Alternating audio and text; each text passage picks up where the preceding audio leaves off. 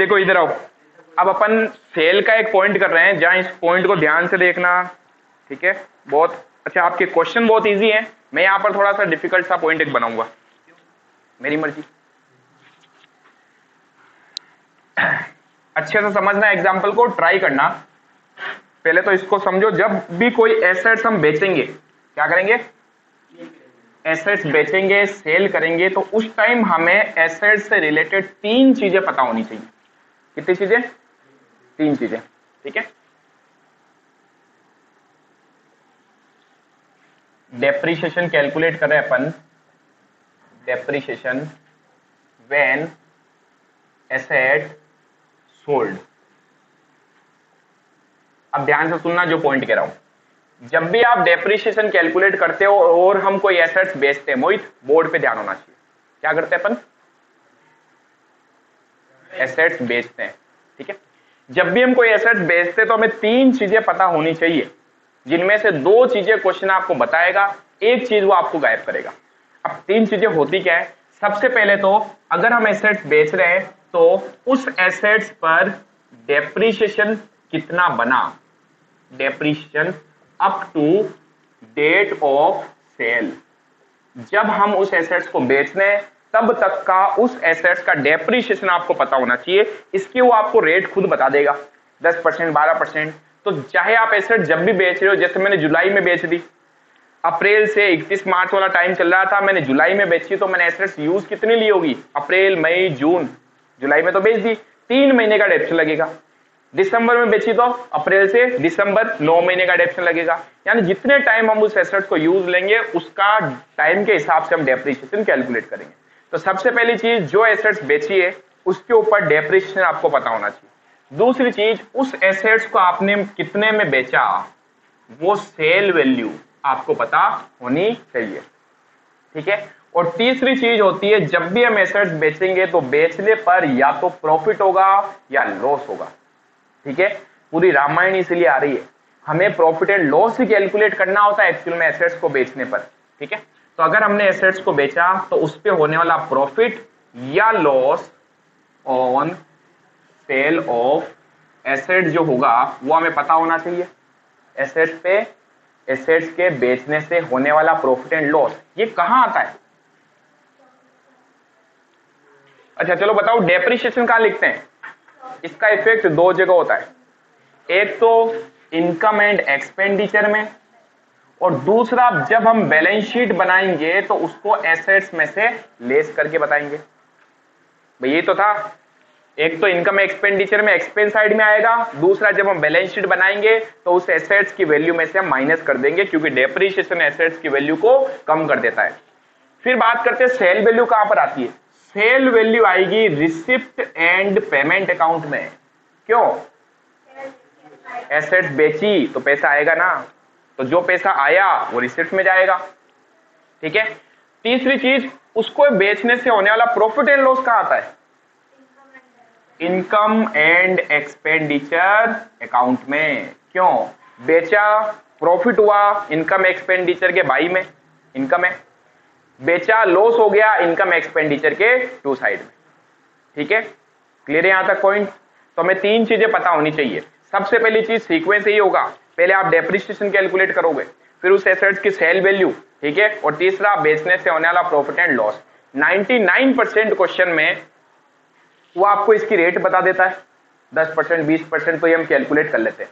Cell value question खुद ही बोल देता आपको, तो हमें निकालना क्या होता है? प्रॉफिट एंड लॉस, ये हमें पता होना चाहिए। क्लियर है पॉइंट? 11th क्लास में जो सबसे लास्ट के जो अपन ने क्वेश्चंस किए थे, बेचने पर प्रॉफिट एंड लॉस आता था, याद होना चाहिए आपको, ठीक है। वही कैलकुलेशन है और कोई ज्यादा डिफिकल्ट नहीं है, बहुत इजी सा पॉइंट है समझने का। एक एग्जाम्पल से इसको समझना, बाकी बहुत इजी है। उसके बाद आपको दूंगा एक एग्जाम्पल। पहले मैं छोटा सा क्वेश्चन बना रहा हूं, ठीक है, छोटा वाला राक्षस। 1 अप्रैल 2018 को हमारे पास एक मशीन पड़ी थी, मशीन 5 लाख की थी, ठीक है। जितनी भी पॉसिबिलिटी होती है क्वेश्चंस की वो सारे में यही करवा दूंगा आपको। क्वेश्चन कह रहा है, इस मशीन को आपने कर दिया सेल, बेच दिया। कब बेचा? 1 जुलाई 2018 को आपने सेल कर दिया मशीन को, सेल ऑफ मशीन और कितने में बेचा इस मशीन को आपने? 4 लाख रुपए में। क्लियर है पॉइंट? इस दिन मेरे पास मशीन पड़ी थी, खरीदी नहीं है, पड़ी थी, यानी ये बैलेंस है मशीन का, है ना, बैलेंस ऑफ मशीन। किस दिन? 1 अप्रैल को। ये मशीन मैंने बेच दी। कब बेची? 1 जुलाई को। कितने में बेची? 4 लाख रुपए में। क्वेश्चन कह रहा है इस एसेट्स पे हर साल डेप्रिसिएशन जो लगता था, depreciation at the rate of 10% per annum.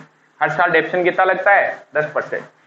अब क्वेश्चन आपसे ये जानना चाह रहा है फाइनल अकाउंट में इसका क्या इफेक्ट होगा। सबसे सिंपल वाला पॉइंट दिया अभी मैंने। अब धीरे धीरे मैं क्या करूंगा? एसेट्स बढ़ाऊंगा। फिर अभी तो बेची है, फिर अपन एसेट सेल करेंगे और बेचेंगे, परचेज भी करेंगे और बेचेंगे साथ में। एक नहीं, 1 से 2 एसेट। समझ पा रहे हो? तो पहले इसका बेसिक समझना। इसको समझाने का पर्पज सिर्फ ये है कि हमें 3 चीजें कैसे निकालनी वो पता होना चाहिए। क्लियर? फाइनल अकाउंट की बात की जाती है तो सबसे पहले हम क्या बनाते हैं? Receipt and payment account. क्या रिसिप्ट एंड पेमेंट अकाउंट में कुछ आएगा? कौन कहता आएगा? मंशु। चलो, एक ही बच्ची कह रही आएगा, 2 आएगा। क्या आता है? बेचा है तो पैसा नहीं आया क्या? और जब भी पैसा आएगा तो रिसिप्ट एंड पेमेंट में भी तो आएगा। कितने में बेचा? 4 लाख रुपए में। तो कितने रुपए आए? 4 लाख रुपए। रिसिप्ट हो रही है ना? समझ रहे हो? तो रिसिप्ट एंड पेमेंट में, रिसिप्ट साइड में, किस साइड में? रिसिप्ट साइड में आएगा। और क्या लिखेंगे? To sale of machine. क्या? Machine sold. कितने रुपए आएंगे? 4 लाख। देखो, सबसे इजी अकाउंट ही रिसिप्ट एंड पेमेंट है। ये काम माथामुड़ी कराता बेचारा। एक पैसा आ रहा है तो लिख दो, जा रहा है तो लिख दो, बाकी मुझे माथामुड़ी करने के लिए मजबूर मत करो। हमने कहा ठीक है। अब आते हैं next, income and expenditure account में मैं जब आऊंगा, किस अकाउंट में? इनकम एंड एक्सपेंडिचर अकाउंट में। तो यहां पर क्या क्या आता है भाई? एसेट से रिलेटेड 2 चीजें यहां आती है, याद रखना। एसेट से रिलेटेड 2 चीजें इनकम एक्सपेंडिचर में आती है। पहली चीज तो उस पे लगने वाला डेप्रिसिएशन, और दूसरा इसको बेचने से होने वाला प्रॉफिट एंड लॉस। अभी बताया ना आपको, डेप्रिसिएशन कहां आता है? एक तो इनकम एक्सपेंडिचर में, दूसरा बेचने पर होने वाला profit and loss income expenditure में। तो हम कह सकते हैं इनकम एक्सपेंडिचर में फिक्स एसेट से रिलेटेड 2 चीजें आती हैं, डेप्रिसिएशन एंड बेचने से होने वाला प्रॉफिट एंड लॉस। क्लियर है यहां तक? अब सबसे पहले डेप्रिसिएशन कितना है इसके ऊपर,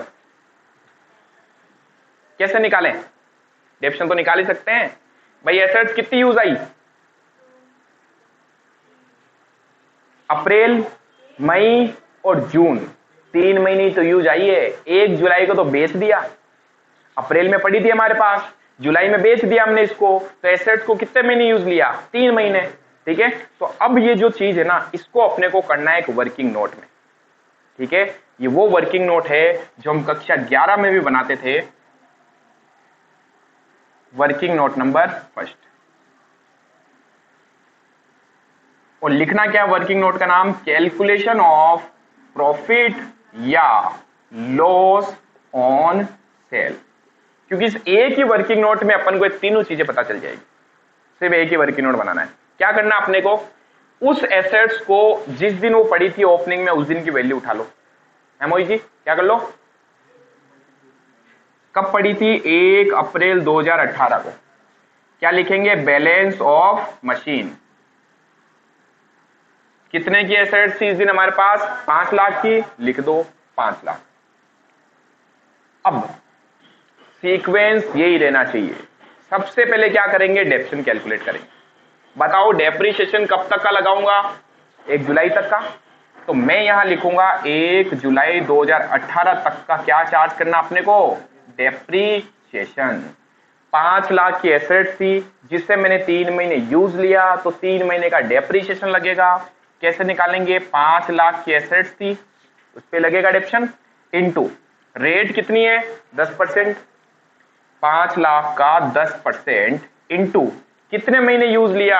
अप्रैल, मई, जून, 3 महीने। सिर्फ 2 बार ऐसा होता है जब डेप्रीशिएशन 12 महीने से कम लग सकता है, और 2 सिचुएशन कौन सी बताई थी मैंने आपको? एक तो वो जब हम साल के बीच में कभी एसेट्स खरीद लें या साल के बीच में कभी एसेट्स बेच दें। इस 2 ही केस में टाइम पीरियड जो होता है वो 12 महीने से कम का होता है। अदरवाइज हर बार डेप्शन कितना लगता है? 12 महीने का, क्योंकि पड़ी थी तो 12 महीने यूज आती रहेगी। ठीक है, बेचा बीच में तो डेप्शन भी तो इतना ही लगेगा, 3 महीने का तो 3/12। ठीक है, ये आ जाएगा हमारे पास 12,500, 12,500। ये 12,500 हमारा डेप्रिसिएशन लग गया। अगर कोई आपसे कहे ये एसेट्स जिस दिन बेची उस दिन कितने की होनी चाहिए थी, तो क्या बोलेंगे? 5 लाख की। 5 लाख की थोड़ी होगी, 3 महीने यूज भी तो लिया है। तो 5 लाख की एसेट्स में से डेप्शन माइनस कर देंगे 12.5, तो कितना बच जाएगा हमारे पास? 4,87,500 ये बचेगा। देख लेते हैं, 5 लाख माइनस 12,500 तो 4,87,500। अगर कोई आपसे ये कहे ये एसेट्स 1 जुलाई 2018 को कितने की है, तो हम क्या कहेंगे? इतने की है। भाई मेरी बुक में तो इतने की आनी चाहिए ना, क्या दीपाली? कितने की आनी चाहिए? 4,87,500। 1 अप्रैल को थी, 3 महीने का डेप्शन लगाएंगे। डेप्शन कटने के बाद एसेट्स की वैल्यू इस दिन कितने की है? 4,87,500 की, जिसे मैंने बेच दिया कितने में? क्या हुआ? प्रॉफिट या लॉस? लॉस हो गया। मेरी चीज 4,87,000 की, मैं 4 लाख में बेच रहा हूं, क्या हो रहा है? लॉस। तो मैंने क्या बोला आपको? सीक्वेंस याद रखो बस। सेल वैल्यू सीक्वेंस क्या था हमारा? सबसे पहले डेप्शन कैलकुलेट कर लो, वैल्यू आ गई। फिर दूसरा क्या? सेल वैल्यू लिखो। ये रही सेल वैल्यू। कितने में बेचा? 4 लाख रुपए में।